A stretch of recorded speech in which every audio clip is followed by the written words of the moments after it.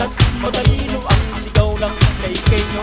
Si Rod for Vice Mayor siyang iboto, si Rod Castillo iboto.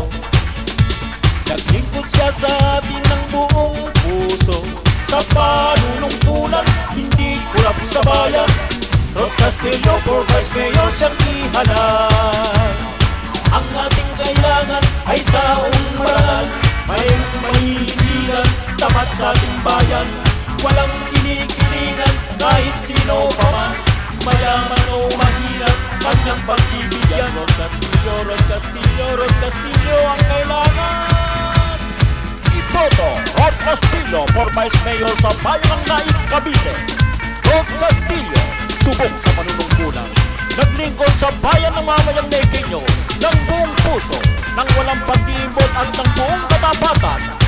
Rod Castillo, naglingkod bilang konsyal sa bayang Naik ng maraming termino. Rod Castillo, tunay na kaibigan, makabayan, laging maaasahan, may prinsipyo at may sariling paninindigan. Iboto Rod Castillo for Vice Mayor. Isama po nating iboto ang magiging alkalde sa bayan ng Naik, Jun Dumalang for Mayor, at mga konsehales sa paunguna ni Dr. Villar, Danny Nazareno, Romy Buenapor, Mac Pardo, George Pinkin, Sunny J. Nazareno, Vicky Wakay, at Pia Modas Poblete. Ipagsama-sama silang lahat at iboto. Ang ating kailangan ay taong marangal, mayroong paninindigan, tapat sa ating bayan.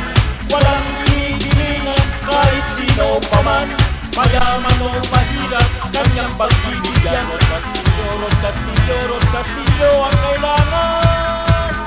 Rod Castillo iboto, naglingkod siya sa atin ng buong puso, sa panunungkulan, hindi kurap sa bayan. Rod Castillo for Vice Mayor siyang ihalal.